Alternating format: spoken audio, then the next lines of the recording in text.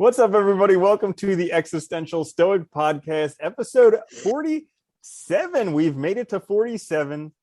I'm Randy. That's my buddy, Danny. And today we're talking about questions that will change your life. That's right, you and your life. Questions that will change your life. First question is, what are we going to be talking about today? Yeah, it's a good point, right? But we already answered that. We did. We're talking about questions that'll change your life, and I would like to say, "What's up, buddy?" That's question number two, right? Yeah. When I suggested this, I was really thinking about I was thinking about all these. We talk about existentialism sometimes, and we talk about stoicism sometimes. We talk about philosophy in general sometimes. And I was thinking, all these great thinkers over the years, Socrates famously said, the unexamined life is not worth living, right? The life in which the way to interpret that is the life without self-examination or without examining the world, without asking questions, is not a worthwhile life. And I think that's, it's something we don't often think about, the importance of questions and why they matter and what they do for us, the way they make us. I think questioning is a way to stay engaged in the world, in your life. It's a way to take control of your life. It's a way to understand the world around you, to make sense of it. But it's also a way to recognize, it's also admitting that you don't know everything. It's also admitting, by asking questions, you're also admitting that you don't have some special status or special position on the truth, right? And I think that's also important. That's a great point. Because Socrates, arguably one of the most intelligent people of all time, he's famous for saying, all that I know is that I know nothing. Yeah. So one of the foundational fathers of Western philosophy, literally. Yeah. Mm-hmm. And his whole method, the Socratic method, based on asking questions. And even go ahead. Yeah, go ahead. So even like a modern day person who's big on questions, Tony Robbins all the time says that, your life is based on the better questions you have, the better life you're going to have. So it's all about asking the best questions, because then the supercomputer between your two ears will be able to answer those questions. And you know what else too? I think on top of that, like going on what you said, Socrates said, the only thing I know is that I know nothing. Like, it's funny that the people you meet, the smarter they are, the more they question the world, the more they also admit how little we know about the world, about ourselves. And that's the whole point. If there's any point to living, it's trying to understand ourselves, understand this, and live the best we can. And I think the other side of this too is, the questions that will change your life. The other important part of this, I think, this sort of puzzle, is the fact that, of not being afraid to ask questions. And what I mean by that too is not being afraid to ask difficult questions, not being afraid to ask questions of others, just to ask. Sometimes, you might be really good at something, or there might be things you could do, but if you don't ask to get the opportunity, to get the chance, it'll never happen. Ask and it shall be given you. Yes, definitely. Yeah, and I mean, what you were talking about there, when you were talking about questions initially for the topic of the episode, I was thinking of the Oracle of Delphi. So, know thyself. And, oftentimes in order to know yourself, you have to ask, who am I? What's important to me? And all of these questions. So we can talk about all of that stuff too. It's going to be a great episode. I'm excited. It is. One of my favorite philosophers, actually, of the ancients, was one of the pre-Socratics, Heraclitus. And he actually said, I sought myself. And I always love that, the idea that, you can, just through seeking yourself, asking questions, self-reflection, self-awareness, right? You can come to know the world, and you can also live the best life possible. But it requires first asking questions, asking the right questions, and learning to be a questioner, First you say ask, then you say seek. Next you're going to say knock, because it's like asking and it shall be given, seek and you shall find, knock and you shall. Yeah. Anyways, we got to get there. We got to get to all of them. Absolutely. So, in terms of asking questions, I also really like what you put where you said, don't be afraid to look stupid, to not know the answer. Because I think this is one of the most important things. We learn we learn from experience, and experience comes from bad judgment and from looking Yeah. like a fool and looking like an idiot and just, you know, keeping at it. And I see that so often where like everybody is a perfectionist. They're so afraid. Like, okay, point in case.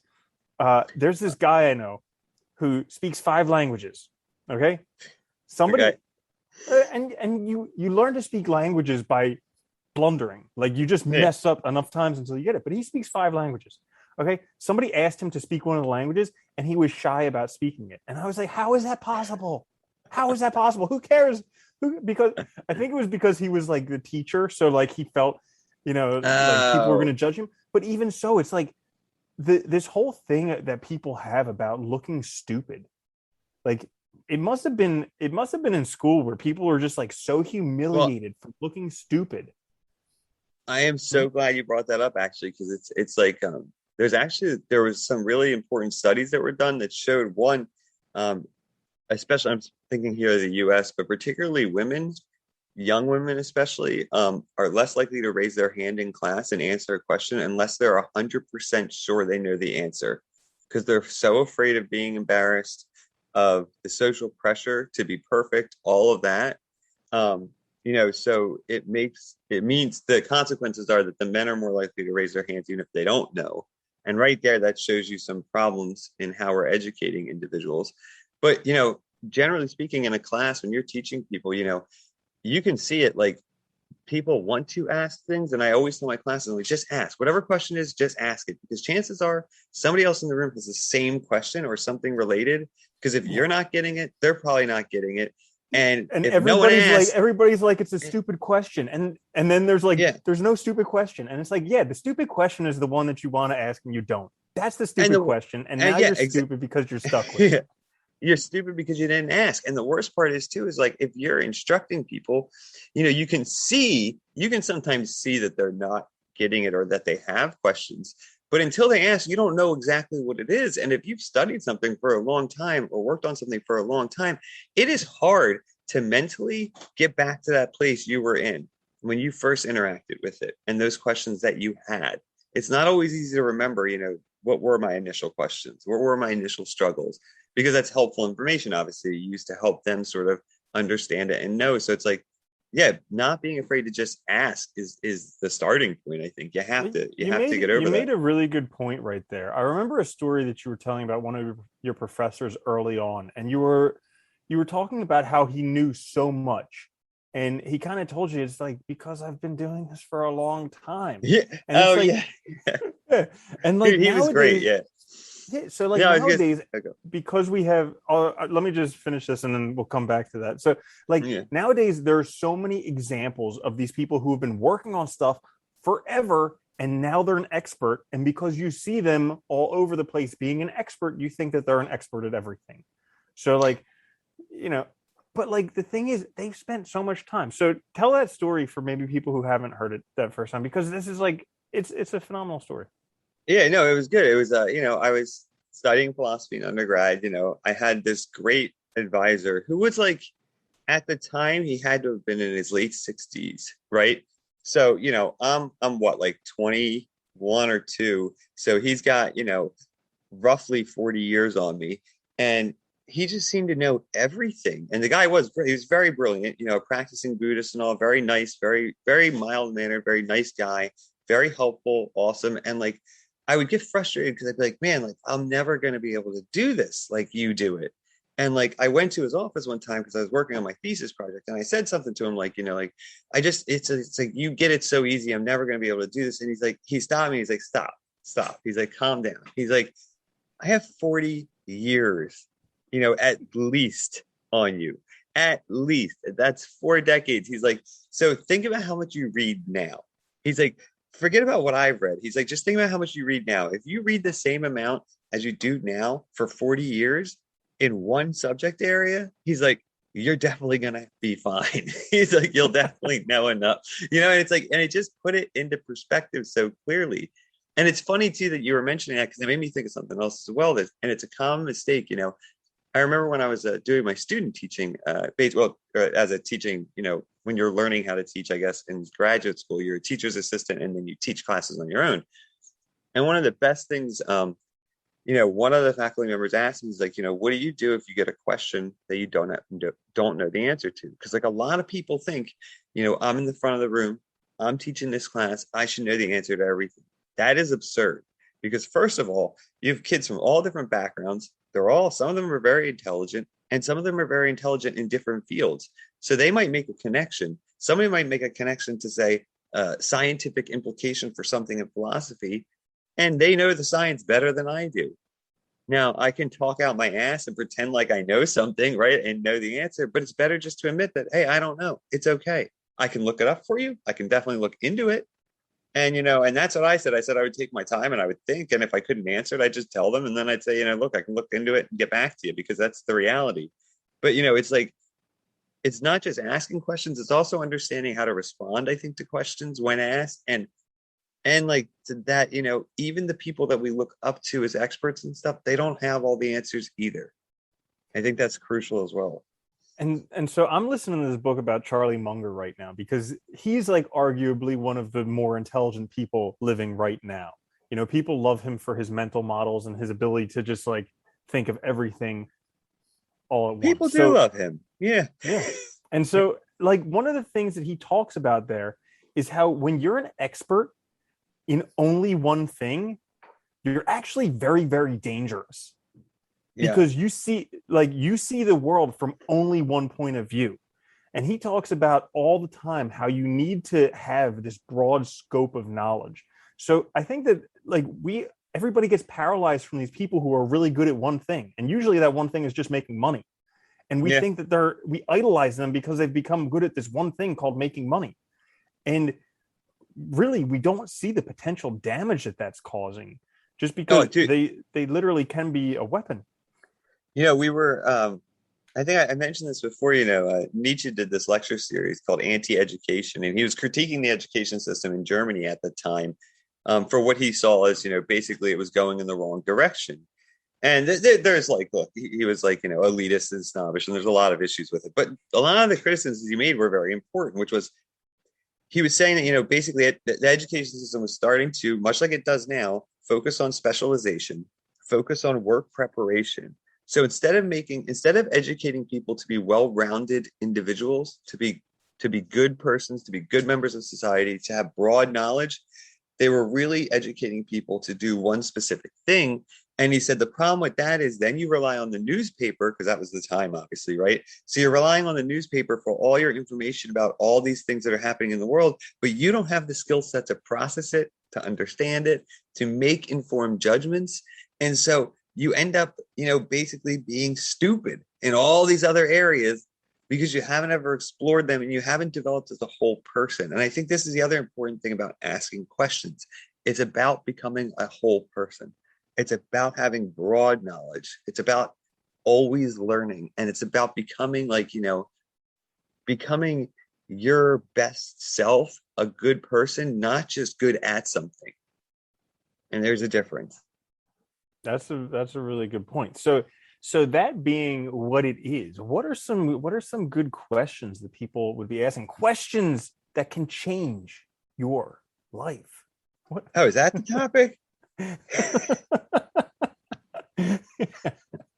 Yeah, No, we're just talking about definitely. questions in general. No. Um, Yeah. Man, we go off So topic so fast. I We don't remember I keep. remember back in I remember back in high school we used to play the question game. Uh, and it starts something along the lines of, "Do you want to play the question game?" Oh, what's the question game? Yeah, Keep going. So, anyways, do you have Questions any that'll ideas change for it. some life changing questions? I have a couple. If you want, I'll I, go first. I have a few too. You go first. I'll follow. It's fine. That's good. Okay, so I think one important question is, who am I? Certainly. Yeah. And I I, don't and know. I don't think that necessarily you're going to get an answer. Like, I think a lot of the most important questions, there may not be a definitive answer, or it may be a Actually, temporary answer. I really like that you said that actually, because I think most of the most important questions I think in life, I was just talking to I just finished teaching a class on ethics right now. And I said to him, I said, look, this was a 6-week class on introduction to ethics. This is not representative of the whole field. I was like, we've been doing ethics at least for 2,500 years and probably way longer in human society, right? So it's like, and we still argue about a lot of the same things. And I think that's what's important. It's not necessarily always getting an answer or getting a definitive answer that matters. It's that you're asking, and that asking implies searching, exploring, and learning. That's what matters, right? And I think I'm glad you brought that up, because like, especially with questions like, who am I? Well, the answer now might be different than you would have answered 5 years ago or even a month ago. And it might be different, how you answer that in a year. But by asking it and continually asking it, you're constantly sort of ensuring that you're on the right direction path, in the right direction, right? That you're doing what's right for you. Yeah. And so like I look at that question, and the way that I like to answer, and I don't know, maybe we'll go into kind of how we answer these things. It could be helpful for people. So like I like to answer it in an empowering way. So like when I ask myself, who am I? Sure, there are things about me that aren't great, but I don't focus on that stuff. Like I focus on the possibility that I have and the things that I can accomplish and the things that I'm working on and things that I want in my life. So like that's one thing. And then also with that question, I kind of look at it like, what do I find valuable? What's valuable to me? What are my values? Because that also really helps define me. And it's something that I figured out just in the past couple of years. So like this is something that is brand new to me, but it's like actually finding that stuff that's unique to me, that like, other people may mock me for it, but I love doing it. That's the type of stuff that when I spend my time doing that, it's like, time just Yeah. disappears. Well, that's, I think you raised two such good ones there. Like, what do I value? What matters to me is probably one of the most important questions we can ask, because it's, if we understand our values, not only can, and I mean our values broadly construed, not only do we identify the things that we like doing and what's important to us, but we also identify what really matters to us in this world. And that is so important to understand, because if you don't answer these questions for yourself, the other problem is that they will be answered for you, either by circumstances, by other people, by social pressures, by expectations. There's a lot of forces essentially in the world providing meaning, and you need to make it yourself, or it will be provided for you. And I really think that's, what you value is crucial. What matters to you is such an important question to understand, for self-understanding, and you're really like, self-awareness in the first place. And I think I would add to that too. If I can add, one of my questions is, that I've been thinking about a lot recently is, I like asking it in the sense of what is a good person? What is a good life? And what does it look like? And I like phrasing it that way, because when I ask, like, what is a good person? Or I ask, what is a good life? I imagine all these things that might contribute to it, or it might, but then when I ask, what does it look like? I'm asking myself, what does that mean for me realizing it in the world? What would I look like? What would my life look like if I was a good person in my ideal sense, or if I was, living the exact life that I want? And when I do that, that visualization helps me start to understand again my values, how I can plan projects, all this stuff that's so important to living the life you want. That is brilliant, because that takes it from kind of a theoretical type of thing to a practical, this is exactly what you do. And then once you start doing that stuff, because once you take it out of the theoretical and you put it into the practical, actionable, and you start doing that, then you become the type of person who does that. And Yeah. then you become that theoretical idea you have. So like, that's an absolutely brilliant way to look at it. Well, it's funny. I started thinking that way because, when you look at all these like ideas or examples of good people from the past, and like in ethics and stuff, or like, you look at the Stoic, like the exemplary individual and stuff, it's like the exemplary individual was that they were an example, right? And I think it's important to think of that. So like, when you ask these questions for yourself, if you're not sure, I think it's also asking yourself then, like, well, who are my models? Who are my role models? Who do I admire? And asking yourself, why do I admire them? That can help you identify your values. That can help you identify the kind of life you want to live. And I think, when we start to understand these things, it's like we're really examining our life in critical ways that are important. but we're also, like you just said, and that's the crucial thing, is there is a difference between in theory and in practice, right? Like, we all might have an idea of what a good person looks like, or we all might have an idea, but it's like, one, is it really my idea of a good person? And two, do I even know what the hell it means to do that, to make that a reality? And do my beliefs, do my values, are they sort of, are they exhibited in the world through my action? Yeah, because there's a huge difference between like, some people live their whole life in this fantasy world. And then, but it's like to know and not to do is not yet to know. So like, and this is something that like I think separates. I think it really does separate the successes from the aspirationals, the people who just want to be, Oh yeah. because it's it's really not that hard. Like everyone who's a success, they're on the whole, they're no smarter than you are. They're no luckier than you are. It's just they actually did it and they just Yeah. took the action.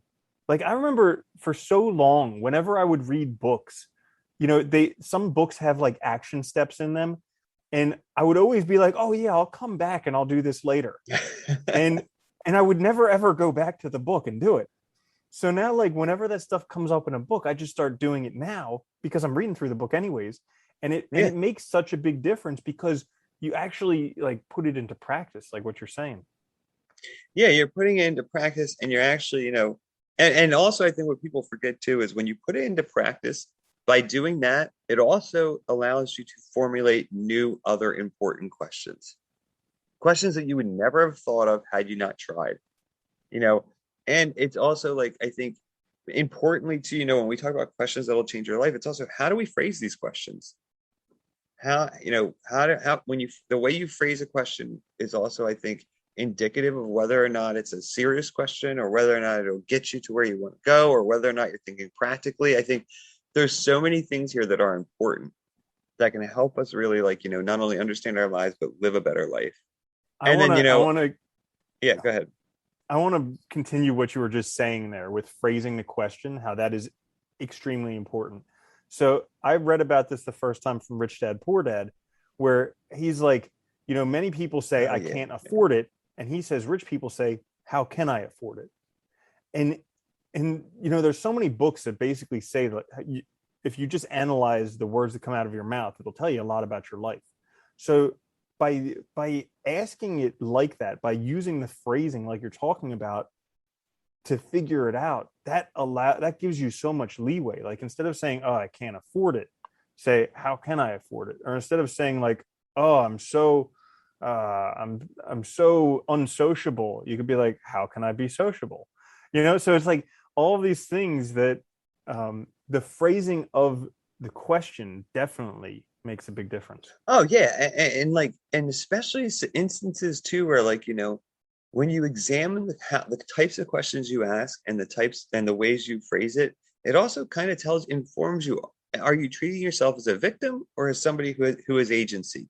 Because, like, a lot of times when you tell yourself, like, oh, you run into an obstacle and you say, I can't do that, and somebody says why, then your response, right? Or if you ask yourself, well, why can't I do it? And you think about your response and how you phrase it. Is it because you're blaming something in the world outside? Are you really trying to take responsibility away from yourself because you're afraid of change, or because you're putting self-imposed limitations on yourself, or self-imposed, whatever? Or is it that there is some physical barrier that's actually blocking you? And then if that's the case, how can I overcome it? That's the question, right? How can I move past it? Because if I really want that thing, those are the questions you need to ask, and that's the phrasing you need to use. It needs to be said in the positive, actionable, you know, where you're recognizing your agency and your responsibility in the matter. Yeah, and that should be like a red flag for people. If you hear yourself saying I can't Yeah, often, you yeah. really need to start looking at, you know, what's going on there. Can you actually do it? And why are you saying I can't?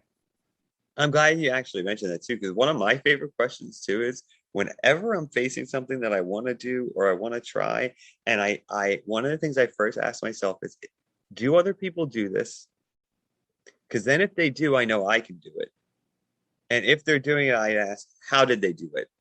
because those are two important things. The recognition that if somebody else is doing it, you can definitely do it, because pretty much we can all do almost the same amount of stuff. It's just putting the time in and the effort in. And two, you're asking that how. So, that gets you to the planning stage, and it gets you some sort of goals and stuff so you can start working towards it. And I think that recognition, though, because we love to think, and it must come from school or something, that teaching, that you're a failure if you don't succeed immediately, teaching people if you're not in the top, 5%, you're not going to do well, or it's not worth even bothering. That mentality is so toxic. And I think when you start looking at the world and you realize, hey, dude, if somebody else can do it, I can totally do it. It's not that hard. It's just a matter of figuring it out. It might take some legwork, it might take some stuff, but then you at least know that it's possible. You recognize Mhm. that it's possible because you're a human being. Yeah, absolutely. And kind of in that same vein, a daily question that I like to ask myself when I'm journaling is, how can Ooh. I do better? Oh, I like that. So Yeah. yeah, so this is one I got from the Magic of Thinking Big, and it's a very open-ended question, because even though it's the same question every day, the answers will be like whoo all over the place, because it basically, like, each day it kind of takes a look at the things that are on my mind that day, or the things that are bothering me, or whatever it may be. And I'm able to look at that area and how can I do better. And by writing it down, that's not solving it, but by writing it down, that like puts it into my life where already it's getting acted on because I've questioned it and because I've written it down. I think one of the things you said there is probably one of the most important things, especially when you're journaling and stuff. And if you're trying to figure out yourself, your life, one of the best things to do is ask open-ended questions. And people think questions have to be these specific things with a direct answer, but a lot of the greatest questions don't have answers, not immediately apparent ones, or the answer is plastic. It might change in circumstances. And I think the other important thing too is, when you ask open-ended questions like that, you realize that you start answering them differently. It gets you to think differently. It changes your perspective, and it makes you better equipped to ask other difficult questions later. And with that, I think, too, I wanted to add, like, asking yourself difficult questions is also really important. Like, if like that was one thing I started doing when I realized, like, I was in a situation I didn't want to be in. My life wasn't going the way I wanted to go. I started to seriously ask myself, like, what is going wrong? Why does this keep happening? And started to look at it like, in the sense of, like, it is my fault. Some of this has to be my fault. So what am I doing wrong? How have I essentially failed myself? And how can I get past this? How can I get beyond it? How can I overcome these barriers? Yeah, and that's, I mean, what was it like to sit with those difficult questions? Because those are really kind of soul searching questions you're asking. I mean, it's hard. And we talked about this before too. I think sometimes, it's one of the challenges is sometimes, like, it was sitting with it for weeks, sometimes more. In some cases, literally over a year, sitting with these questions and working through them in my journal, like, over and over again. But I was seeing progress. Don't get me wrong, and I want to point that out. I think as soon as I started it, I started to work through it. But I could tell, looking back, I could see myself wavering, going back and forth sometimes between the old me and the person I wanted to be. And, like, but by continually sticking with it, by continually asking it, I got beyond it. And I think it is difficult. It's very hard. It can be upsetting. It can be, but it's also, that's how we work through things. And I think people forget that too. Like, asking questions and asking the right questions is one of the best ways to work through the problems in our lives, to work through our mental problems, I mean, everything. We have to ask first to get beyond where we are now, right? To see change, we have to first identify what's wrong. We have to first identify how to overcome it. We have to identify the obstacle. You have to plan. It's all questions. Yeah, I mean, that's one of the things that I really admire about you, is how you're willing to sit with something until. So, like, you talk about that with the difficult questions you've had to answer. You talked about that with starting your blog as well. How you stick with it. Like, it's not easy. It takes longer than you want, and you just stick with it. And that persistence, that grit, that stickiness, like, I really admire that, because that's something, like, if you stick with it, you get through it. And that's such an awesome quality to have and to emulate. Oh, thanks. And it is. It sucks though. It does suck sometimes. It's hard. But I think the other thing to keep in mind too is like, yes, it'll be difficult now, but as long as you stick with it, you know it'll get done too, though. And that's the other thing. It's like it's sometimes I think too, it's those important questions. Like you mentioned, I think if people have listened to the quick fix this week, the idea that you mentioned before too about prioritization, right? Asking yourself what's important, what belongs in category A, what belongs in category B, what belongs in category C, right? And category A is going to be the most important stuff, the priority, but it's also going to be the difficult stuff. It's going to be the stuff that's probably going to be hardest. It's going to be the stuff you have to sit with. But when you start to ask these kinds of questions, you're also fundamentally asking, I think, what matters to me? What do I really, and I think, what do I want to make of this life? And I think that's on that note, that's another, questions that will change your life is this the person I want to be? Is a good question. And, if I know that if I assume that I only have this one life, am I living this one life in the way that is right for me? I think those kinds of questions that include a recognition of our mortality, that we have a limited amount of time, are also important. I was just going to bring that up. So one of the questions that I ask myself pretty regularly is, if I only had 6 months left to live, what would I change about my life? Because I like that.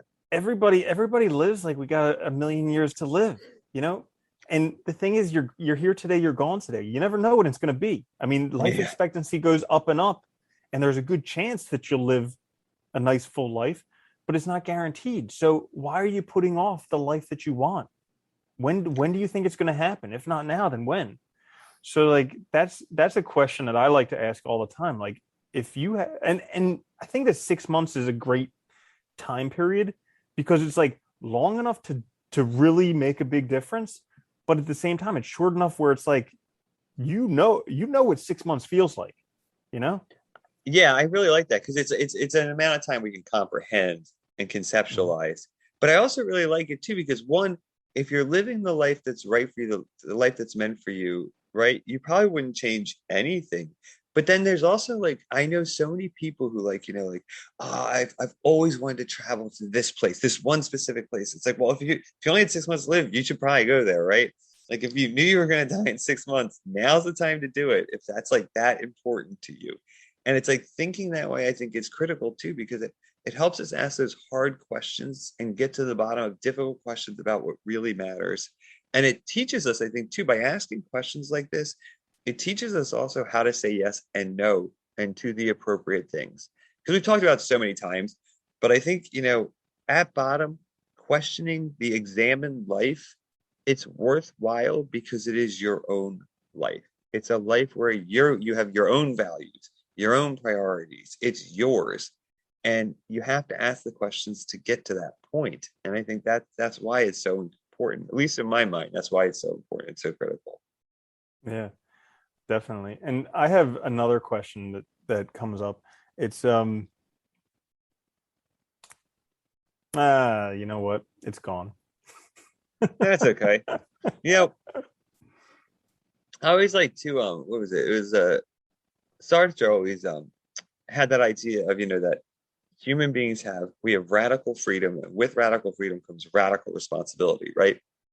And I think I always like thinking in those terms too, that, part of living life, and this question I ask myself is, am I willing to take responsibility for this? Am I willing to take responsibility for who I am?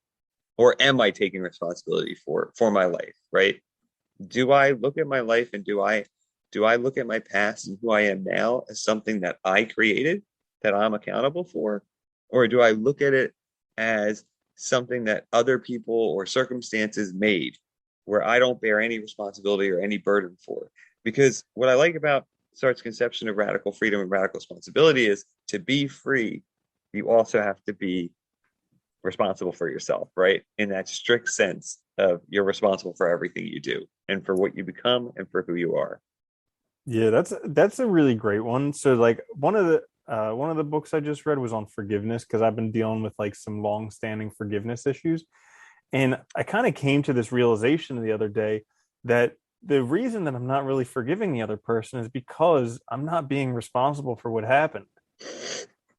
Like I'm still really angry at them because of what they did, but it was because of what I did first that they did that. And so like by seeing that it's really, I'm the one who's responsible at this, it gives me a little bit more leeway in being able to forgive them and to kind of write it off and move forward from it. But it's something okay. that I didn't see until just then, that how much it is my responsibility, not theirs. Yeah. Yeah, no, it's true. And well, that's another fun, when you're struggling with interpersonal, you know, either regrets or disputes or issues with friends, family, colleagues, there is a fun thing to do, which is to ask yourself a question, and basically you try to you write it in a journal or something personal, but you try to imagine it from their perspective. What would it look like from their perspective? What does this situation look like from their perspective? What are their motives? These are great questions to ask, because it is often so easy to get caught up in our own heads that we're the subject experiencing the world and everything else is, there for us, right? And we forget that there's other people with other lives, with other lived experiences, with other personalities. And when we start to ask questions about maybe how they see things, it also is a great way to help us see ourselves differently and to help us see that, okay, yeah, we might have an issue with it, but we might have done something as well too, or they might have interpreted something we did a little weird too. And maybe it was all just a mistake, but it helps you get to the bottom of it. It also helps you be more empathetic to other people's situations and suffering and problems. And I think it's a great thing, asking, and that gets back to that broader question of, what is a good person? What do they look like? What does that person do? And I think a good person, when I ask myself that question, they're a person that's able to take account of other people's perspectives as well, not just their own, and Yeah. think about things in this broad way, right? Yeah, I think that's like a next level skill, because I've heard about that so often, putting yourself in the other person's shoes, and it's something that uh, it I'm not quite there yet. Like I work at it, and like I sometimes do it, but like it's something that requires, I think, effort, or like a next level type of thing in order to be able to do that. But I'm I getting think there. I think I think one of the best things, I'm serious, like that can help you get there is do journaling where you can write it out, and because you don't have to show it to them. Nobody else has to see it. It's just yours. And it's just a way to practice imagining. It's almost like if you were writing a story and you were doing character development, right? And you wanted to develop your character, get a sense of who they are. So you just do a little sketch or maybe a little scene, just to kind of work out their characteristics and qualities. It's kind of like that, but it's like, I think by doing that, you're asking yourself to think outside of yourself for a bit, to consider other people as full people. And I think it's hard. It's not easy. I mean, most of us are not great at it because, look, from a survival perspective, this matters first, right? And this perspective matters first, from that perspective. So it makes sense, right? Mm-hmm. Yeah. So the other thing that I was going to say was, uh, another question is, if you were starting over from zero, what habits or actions do you have that you would not start again? Oh, So this is like the sunk cost fallacy, where like people think that because they're already doing it, they have to continue doing it, even though they may not like it. Like a lot of people get stuck in this thing with their work, or whatever it may be. Maybe they have some habits they don't like. Which things in your life that you're doing now would you not start over again? I like that one too, because it's a different way of asking, sort of, it's a different way of asking yourself what really matters and what you're doing, and kind of looking at yourself differently in that sense, to kind of get a handle on, what should be part of you moving forward and what shouldn't. That's a cool one. I like that a lot. I like that a Mm-hmm. lot. And that can be a tricky one to answer sometimes too. And I like it too because it's not about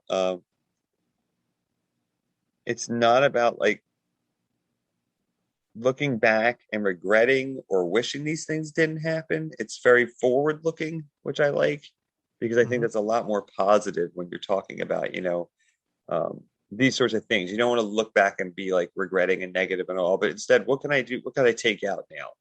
What Yeah. wouldn't I want? And also it's a question that you can kind of appreciate your life. Like, let's say you don't have that many things, or maybe you don't have any things. Then you can look at that and be like, hey, I'm living the life of my dreams. Like, this is pretty awesome. And you can start to be grateful for it, that like you're actually living intentionally the life that you would want to live. That's another good question too, actually, on that note too, is, like, what am I actually grateful for? Mm.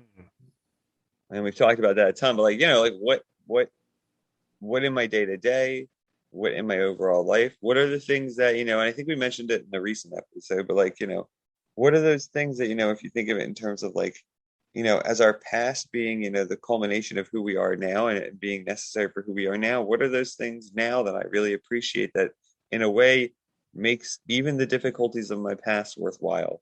Because I am who I am now and I have the life that I have now, or I have these very important things in my life now that if I change something in the past would be gone, right? Yeah. I mean, it really comes down to like gratitude and optimism and perspective and patience. And it's like, if you have these qualities, you're set. And Yeah. unfortunately, how often are you taught that stuff in school? I mean, you studied philosophy, so you probably saw it a lot more than other people, but like, we spend so much time on like algebra and so much time on reading the Scarlet Letter and like all of these things that really are not very useful life skills. It's so funny you bring that up because, like, I did study philosophy, but it was in college. I mean, it didn't start till it was in college because they don't teach it, otherwise in public school and stuff. And it's like, it always bothered me that we didn't teach it in public schools and like grade school and high school, at least, because it's not that it doesn't even matter whether any of these individuals are right. It's just the way of thinking about the world, the types of questions they ask, the way that teaches you to ask questions, to be critical, I think is so valuable. And it can help so much in dealing with these big life problems that we will all face. Yeah, and just like starting to examine the good life. What is a good life? Yeah. Starting to examine that early on. Um, that To even recognize that there's other possibilities, other lives other ways you could be living, other ways of valuing things. I mean, like, it's so easy when you don't have other examples to just take for granted the values that are presented to you from the world around you. And it's like, that's not it. That's not all that's there. You have to ask questions, right? and And those I've seen questions, it firsthand. People who were like great successes in school, and then they couldn't, like, life became difficult, or they couldn't be a perfectionist in the real world, and they just like crashed. You know, yeah, yeah, it's yeah. So it's unfortunate. it is. So, any other questions that are coming to mind for you? Questions that could change your life. That could change your life. I think there's like, I guess I would definitely add to that, I guess, like, you know, how can I phrase this? Okay, so I do think creativity and I think lifelong learning are crucial to like life in general. I think it's just being a human being, right? So I think like I don't know how to phrase the question correctly right now because it's like for some reason it's just I'm having trouble with it. But like, you know, just the question that, like the world's worth questioning, that it's worth questioning stuff, it's worth questioning just because it's like that questioning spirit of being engaged with the world. Like, hey, how's that work?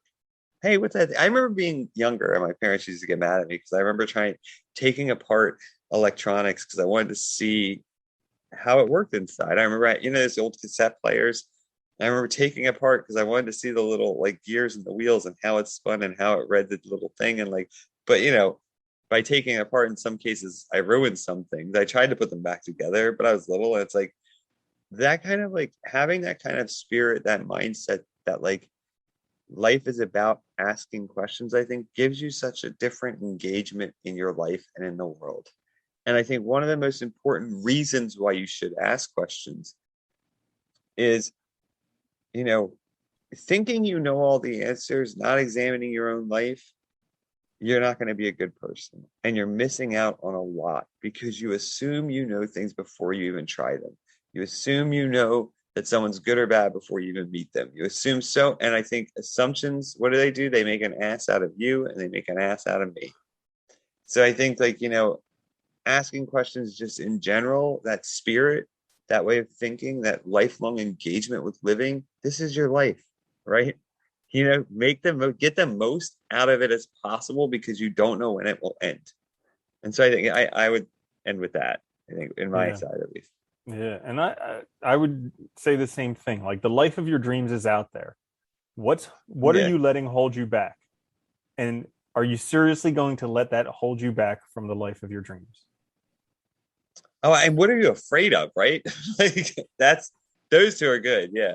You're gonna die. What are you Yeah. afraid of? Yeah. Yeah. You have nothing to lose Literally, what because have you got to lose? What have you got to lose?